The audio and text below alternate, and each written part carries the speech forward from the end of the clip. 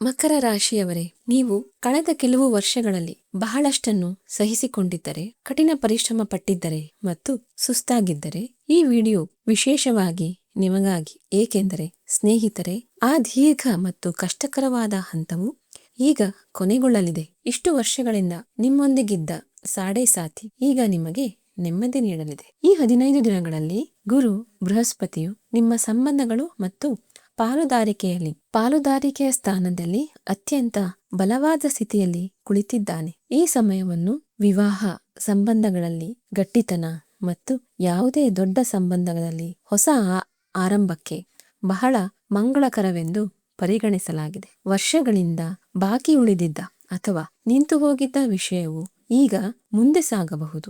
ಆದರೆ ಒಂದು ವಿಷಯವನ್ನು ನೆನಪಿನಲ್ಲಿಡಿ, ರಾಹು ಮತ್ತು ಕೇತುಗಳು ಇನ್ನೂ ನಿಮ್ಮ ಮನೆ ಮತ್ತು ಆರೋಗ್ಯದ ಸ್ಥಾನದಲ್ಲಿವೆ. ಆದ್ದರಿಂದ ಮನೆಯಲ್ಲಿ ಸಣ್ಣ ಪುಟ್ಟ ವಾದ ವಿವಾದಗಳು ಅಥವಾ ಮಾತನಾಡುವಾಗ ಕೋಪ ಬರುವುದು ಸಂಭವಿಸಬಹುದು. ಆದ್ದರಿಂದ ಗೆಲುವು ನಿಮ್ಮ ಬಳಿಯೇ ಇದೆ. ಕೇವಲ ನಿಮ್ಮ ಮಾತಿನ ಮೇಲೆ ಸ್ವಲ್ಪ ನಿಯಂತ್ರಣವನ್ನು ಇಟ್ಟುಕೊಳ್ಳಬೇಕು. ಇದು ಕೊನೆಯ ಪರೀಕ್ಷೆಯಾಗಿದೆ. ಇದರ ನಂತರದ ದಾರಿ ಸುಗಮವಾಗಿದೆ. ಸಂಪೂರ್ಣ ವಿವರಗಳು ಮತ್ತು ನಿಖರವಾದ ದಿನಾಂಕಗಳನ್ನು ನಾನು ಈ ವಿಡಿಯೋದಲ್ಲಿ ಮುಂದೆ ಹೇಳುತ್ತಿದ್ದೇನೆ. ನಿಮಗೆ ನಮ್ಮ ವಿಡಿಯೋಗಳು ಉಪಯುಕ್ತವೆಂದು ಅನಿಸಿದರೆ ಮತ್ತು ನಾವು ನಿಮಗಾಗಿ ನಿರಂತರವಾಗಿ ಇಂತಹ ಅತ್ಯುತ್ತಮ ಕಂಟೆಂಟ್ ಅನ್ನು ರಚಿಸಬೇಕೆಂದು ನೀವು ಬಯಸಿದರೆ, ದಯವಿಟ್ಟು ನಮ್ಮ ಚಾನೆಲ್ನ ಸದಸ್ಯತ್ವವನ್ನು ಸೇರುವ ಮೂಲಕ ನಮ್ಮನ್ನು ಬೆಂಬಲಿಸಿ. ನಿಮ್ಮ ಪ್ರತಿಯೊಂದು ಬೆಂಬಲವು ನಮಗೆ ಬಹಳ ಮುಖ್ಯವಾಗಿದೆ. ಈ ಸಮಯದಲ್ಲಿ ನಿಮ್ಮ ಲಗ್ನಾಧಿಪತಿಯಾದ ಶನಿದೇವನು ಮೀನರಾಶಿಯಲ್ಲಿ 3ನೇ ಮನೆಯಲ್ಲಿ ವಕ್ರಿ ಸ್ಥಿತಿಯಲ್ಲಿ ಸಾಗುತ್ತಿದ್ದಾನೆ. ಜ್ಯೋತಿಷ್ಯ ಶಾಸ್ತ್ರದಲ್ಲಿ 3ನೇ ಮನೆಯ ಶನಿಯನ್ನು ಅತ್ಯಂತ ಶಕ್ತಿಶಾಲಿ ಎಂದು ಪರಿಗಣಿಸಲಾಗುತ್ತದೆ, ಏಕೆಂದರೆ ಇದು ಪರಾಕ್ರಮ ಮತ್ತು ಪ್ರಯತ್ನದ ಸ್ಥಾನವಾಗಿದೆ. ವಕ್ರಿ ಚಲನೆ ಎಂದರೆ ಶನಿದೇವನು ಹಳೆಯ ಚಕ್ರವನ್ನು ಕೊನೆಗಳಿಸುವ ಮೂಲಕ ನಿಮ್ಮ ಜೀವನದ ಅಡಿಪಾಯವನ್ನು ಮರು ಬಲಪಡಿಸುತ್ತಿದ್ದಾನೆ ಎಂದರ್ಥ. ಕಠಿಣ ಪರಿಶ್ರಮಕ್ಕೆ ತಕ್ಕ ಪ್ರತಿಫಲ ಸಿಗಲು ವಿಳಂಬವಾಗುತ್ತಿದೆ ಎಂದು ನಿಮಗೆ ಅನಿಸಬಹುದು, ಆದರೆ ವಾಸ್ತವವಾಗಿ ಶನಿಯು ನಿಮ್ಮ ಅಡಿಪಾಯವನ್ನು ಸರಿಪಡಿಸುತ್ತಿದ್ದಾನೆ. ಆಗಸ್ಟ್ 12ರ ಸೂರ್ಯಗ್ರಹಣವು ನಿಮ್ಮನ್ನು ಆಳವಾದ ಆಲೋಚನೆಗೆ ದೂಡುತ್ತದೆ. ಈ ಅವಧಿಯಲ್ಲಿ ದೂರದೃಷ್ಟಿಯ ಅವಶ್ಯಕತೆ ಇದೆ. ಅಲ್ಪಾವಧಿ ಲಾಭಗಳ ಹಿಂದೆ ಖಂಡಿತವಾಗಿಯೂ ಓಡಬೇಡಿ ಮತ್ತು ಯಾವುದೇ ದೊಡ್ಡ ನಿರ್ಧಾರವನ್ನು ತೆಗೆದುಕೊಳ್ಳುವ ಮೊದಲು ಹಿರಿಯ ಸಲಹೆಯನ್ನು ಪಡೆಯಿರಿ. ವೃತ್ತಿ ಮತ್ತು ಉದ್ಯೋಗದ ಬಗ್ಗೆ ಮಾತನಾಡುವುದಾದರೆ, ಪ್ರಸ್ತುತ ನೀವು ನಿಮ್ಮ ಕಾರ್ಯಕ್ಷೇತ್ರದ ಬಗ್ಗೆ ಆಳವಾದ ಚಿಂತೆಯನ್ನು ಎದುರಿಸುತ್ತಿರಬಹುದು. ಹೊಸ ಉದ್ಯೋಗಕ್ಕಾಗಿ ಮಾಡುವ ಪ್ರಯತ್ನಗಳು ಇನ್ನೂ ಅಷ್ಟು ಯಶಸ್ವಿಯಾಗುತ್ತಿಲ್ಲ. ಇದಕ್ಕೆ ಜ್ಯೋತಿಷ್ಯದ ಕಾರಣವೆಂದರೆ, ಆಗಸ್ಟ್ 1ರಂದು ನಿಮ್ಮ 10ನೇ ಮನೆಯ ಅಧಿಪತಿ ಶುಕ್ರನು 9ನೇ ಮನೆಯಲ್ಲಿ ನೀಚ ಸ್ಥಿತಿಗೆ ಬರುತ್ತಾನೆ. ಈ ಕಾರಣದಿಂದಾಗಿ ಆರಂಭಿಕ ದಿನಗಳಲ್ಲಿ ನಿಮ್ಮ ಕಠಿಣ ಪರಿಶ್ರಮಕ್ಕೆ ಸರಿಯಾದ ಮನ್ನಣೆ ಸಿಗುವುದಿಲ್ಲ.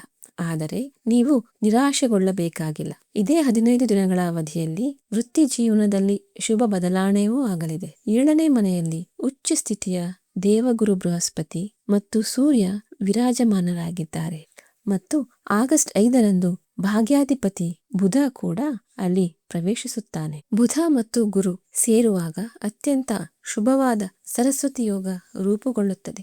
ಆಗಸ್ಟ್ 5ರ ನಂತರ ಅದೃಷ್ಟವು ನಿಮ್ಮನ್ನು ಬೆಂಬಲಿಸಲು ಪ್ರಾರಂಭಿಸುತ್ತದೆ ಮತ್ತು ವೃತ್ತಿ ಜೀವನದಲ್ಲಿ ಅತ್ಯುತ್ತಮ ಅವಕಾಶಗಳನ್ನು ಪಡೆಯಬಹುದು. ವ್ಯಾಪಾರದ ದೃಷ್ಟಿಕೋನದಿಂದ ಆಗಸ್ಟ್ 5ರಿಂದ 15ರವರೆಗಿನ ಸಮಯವು ಹೊಸ ಒಪ್ಪಂದ ಅಥವಾ ಪಾಲುದಾರಿಕೆಗೆ ಅದ್ಭುತವಾಗಿದೆ. ಆಗಸ್ಟ್ 2ರಂದು ಮಂಗಳನು 6ನೇ ಮನೆಗೆ ಪ್ರವೇಶಿಸುತ್ತಿದ್ದಂತೆ ನೀವು ವಿರೋಧಿಗಳ ಮೇಲೆ ಸಂಪೂರ್ಣ ವಿಜಯವನ್ನು ಸಾಧಿಸುವಿರಿ. ಕೆಲಸದ ಸ್ಥಳದಲ್ಲಿ ವಿನಮ್ರತೆಯಿಂದ ಕೆಲಸವನ್ನು ಮಾಡಿಕೊಳ್ಳುವ ಕಲೆಯು ನಿಮ್ಮ ದೊಡ್ಡ ಶಕ್ತಿಯಾಗಲಿದೆ. ಆರ್ಥಿಕ ವಿಷಯಗಳು ಮತ್ತು ನಗದು ಹರಿವಿಗೆ ಸಂಬಂಧಿಸಿದಂತೆ ಈ ಸಮಯವು ಬಹಳ ನಿರ್ಣಾಯಕವಾಗಿದೆ. ನಿಮ್ಮ 2ನೇ ಮನೆಯಲ್ಲಿ ರಾಹು ಮಹಾರಾಜನು ವಿರಾಜಮಾನನಾಗಿದ್ದಾನೆ ಮತ್ತು ಮಂಗಳನ ಧನಿಷ್ಠ ನಕ್ಷತ್ರವನ್ನು ಪ್ರವೇಶಿಸುತ್ತಿದ್ದಾನೆ. ರಾಹುವಿನ ಈ ಸ್ಥಿತಿಯು ಪ್ರಬಲವಾದ ಧನಯೋಗವನ್ನು ಸೃಷ್ಟಿಸುತ್ತದೆ. ಇದರಿಂದಾಗಿ ರಿಯಲ್ ಎಸ್ಟೇಟ್ ಅಥವಾ ಭೂಮಿ ಆಸ್ತಿಯಿಂದ ಹಠಾತ್ ಲಾಭ ಉಂಟಾಗಬಹುದು. ಆದರೆ ನನ್ನ ಕಟ್ಟುನಿಟ್ಟಾದ ಎಚ್ಚರಿಕೆಯನ್ನು ಗಮನದಲ್ಲಿಟ್ಟುಕೊಳ್ಳಿ. ಶೇರ್ ಮಾರ್ಕೆಟ್, ಸಟ್ಟ ಅಥವಾ ಯಾವುದೇ ರೀತಿಯ ಜೂಜಾಟದಿಂದ ನೀವು ಸಂಪೂರ್ಣವಾಗಿ ದೂರವಿರಬೇಕು. 6ನೇ ಮನೆಯ ಮಂಗಳ ಮತ್ತು 8ನೇ ಮನೆಯ ಸೂರ್ಯಗ್ರಹಣವು ರಾಹುವಿನ ಮಾಯಾಜಾಲವನ್ನು ಸಕ್ರಿಯಗೊಳಿಸಬಹುದು. ಇದರಿಂದ ನೀವು ಯಾವುದಾದರೂ ದೊಡ್ಡ ಆರ್ಥಿಕ ವಂಚನೆಗೆ ಬಲಿಯಾಗಬಹುದು. ಬರುವ ಯಾವುದೇ ಹಣವನ್ನು ಸುರಕ್ಷಿತ ಮಾರ್ಗಗಳಲ್ಲಿ ಇರಿಸಿ ಮತ್ತು ಸಂಪೂರ್ಣ ಪರಿಶೀಲನೆ ಇಲ್ಲದೆ ನಗದು ಹಣವನ್ನು ಎಲ್ಲಿಯೂ ಹೂಡಿಕೆ ಮಾಡಬೇಡಿ. ಪ್ರೇಮ ಸಂಬಂಧಗಳು ಮತ್ತು ವೈವಾಹಿಕ ಜೀವನದಲ್ಲಿ ಮಕರ ರಾಶಿಯ ಪ್ರಾಯೋಗಿಕ ಸ್ವಭಾವ ಮತ್ತು ಚಂದ್ರನ ವೇಗದ ಗತಿಯು ಹೆಚ್ಚಾಗಿ ಸಂಗಾತಿಯೊಂದಿಗೆ ಸೈದ್ಧಾಂತಿಕ ಭಿನ್ನಾಭಿಪ್ರಾಯಗಳನ್ನು ಸೃಷ್ಟಿಸುತ್ತದೆ. ಈ 15 ದಿನಗಳಲ್ಲಿ ವಿವಾಹಿತರಿಗೆ 7ನೇ ಮನೆಯಲ್ಲಿ ಉಚ್ಚನಾದ ದೇವಗುರು ಬೃಹಸ್ಪತಿಯು ಸುಂದರವಾದ ಪರಿಸ್ಥಿತಿಯನ್ನು ಸೃಷ್ಟಿಸುತ್ತಿದ್ದಾನೆ. ಇದು ಪರಸ್ಪರ ಹೊಂದಾಣಿಕೆಯನ್ನು ಸುಧಾರಿಸುತ್ತದೆ. ಆದರೆ ಸೂರ್ಯನ ಉಪಸ್ಥಿತಿಯು ಅಹಂಕಾರದ ಸಂಕೇತವಾಗಿದೆ. ಆರಂಭಿಕ ದಿನಗಳಲ್ಲಿ ನಿಮ್ಮ ಸಂಗಾತಿಯು ಮೇಲುಗೈ ಸಾಧಿಸಲು ಪ್ರಯತ್ನಿಸಬಹುದು. ಅಂತಹ ಪರಿಸ್ಥಿತಿಯಲ್ಲಿ ನೀವು ಶಾಂತಿಯನ್ನು ಕಾಪಾಡಿಕೊಳ್ಳಬೇಕು, ಏಕೆಂದರೆ ಇದು ಕೇವಲ ಗ್ರಹಗಳ ತಾತ್ಕಾಲಿಕ ಪ್ರಭಾವವಾಗಿದೆ.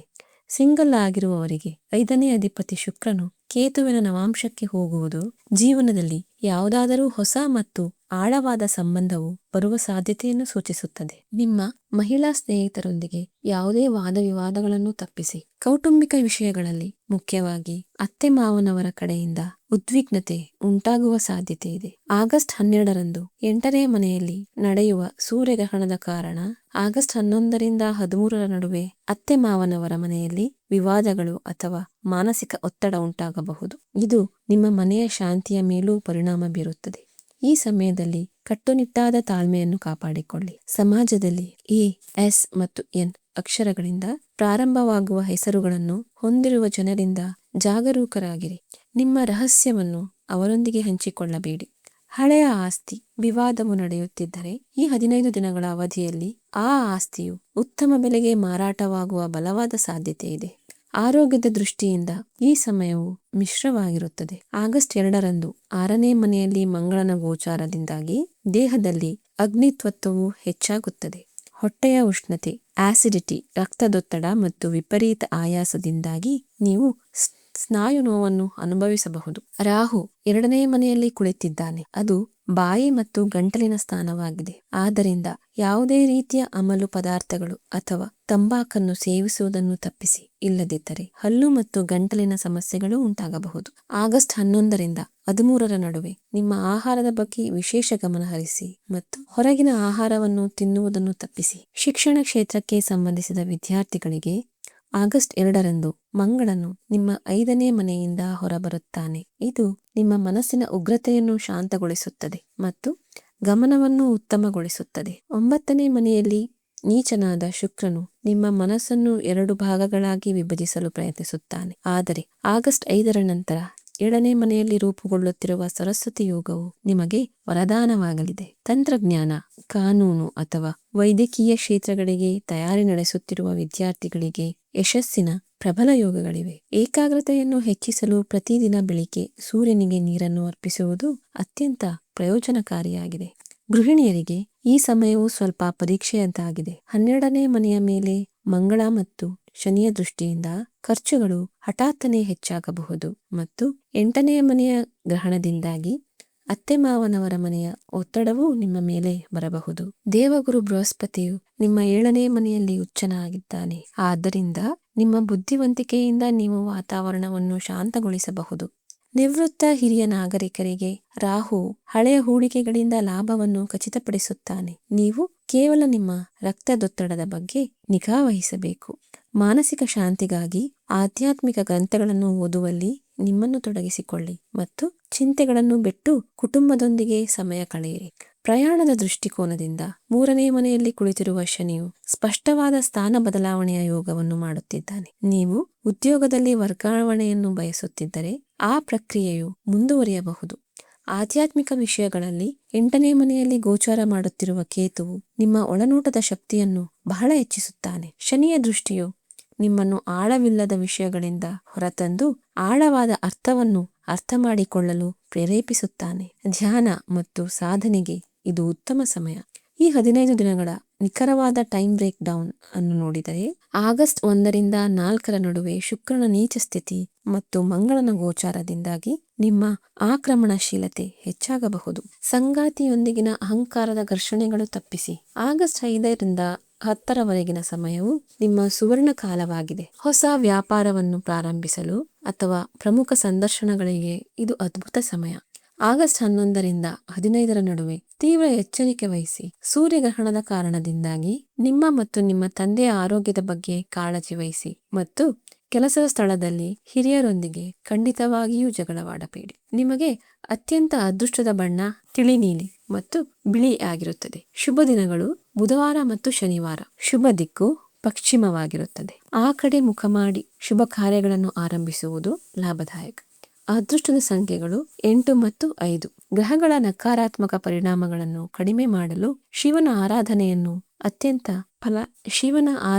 ಮಾಡುವುದು ಅತ್ಯಂತ ಫಲದಾಯಕವಾಗಿದೆ. ಪ್ರತಿದಿನ ಶಿವಲಿಂಗಕ್ಕೆ ನೀರನ್ನು ಅರ್ಪಿಸಿ. 7ನೇ ಮನೆಯ ರಾಜಯೋಗವನ್ನು ಬಲಪಡಿಸಲು ವಿಷ್ಣು ಸಹಸ್ರನಾಮವನ್ನು ಪಠಿಸಿ. ಲಗ್ನಾಧಿಪತಿ ಶನಿಯ ಕೃಪೆಗಾಗಿ ನಿಯಮಿತವಾಗಿ ಶನಿ ಬೀಜ ಮಂತ್ರ ಓಂ ಪ್ರಾಂ ಪ್ರೀಂ ಪ್ರೌಂ ಸಹ ಶನೇಶ್ವರಾಯ ನಮಃ ಎಂದು ಜಪಿಸಿ ಮತ್ತು ಪಕ್ಷಿಗಳ ಮತ್ತು ಮೂಕ ಪಕ್ಷಿಗಳಿಗೆ ಕಾಳು ನೀರನ್ನು ಇಡಿ. ಕೊನೆಯಲ್ಲಿ ನೆನಪಿಡಿ, ಶೇರ್ ಮಾರ್ಕೆಟ್ ಮತ್ತು ಅಪಾಯಕಾರಿ ಹೂಡಿಕೆಗಳಿಂದ ಸಂಪೂರ್ಣವಾಗಿ ದೂರವಿರಬೇಕು. ಕುಟುಂಬದಲ್ಲಿ ನಿಮ್ಮ ಮಾತುಗಳು ಕಠಿಣವಾಗಲು ಬಿಡಬೇಡಿ. ಜ್ಯೋತಿಷ್ಯವು ನಮಗೆ ನಿರ್ದೇಶನ ಮತ್ತು ಮಾರ್ಗಸೂಚಿಯನ್ನು ನೀಡುತ್ತದೆ. ಗ್ರಹಗಳು ಕೇವಲ ಶಕ್ತಿಯನ್ನು ನೀಡುತ್ತವೆ, ಆದರೆ ನಮ್ಮ ಕರ್ಮವೇ ನಮ್ಮ ಅದೃಷ್ಟದ ಅಂತಿಮ ನಿರ್ಧಾರವನ್ನು ಮಾಡುತ್ತದೆ. ನಿಮ್ಮ ಪ್ರಯತ್ನ ಮತ್ತು ಈ ನಿಖರವಾದ ಪರಿಹಾರಗಳೊಂದಿಗೆ ನೀವು ಈ 15 ದಿನಗಳ ಸವಾಲುಗಳನ್ನು ಜಯಿಸಿ ಖಂಡಿತವಾಗಿಯೂ ವಿಜಯಿಯಾಗುತ್ತೀರಿ.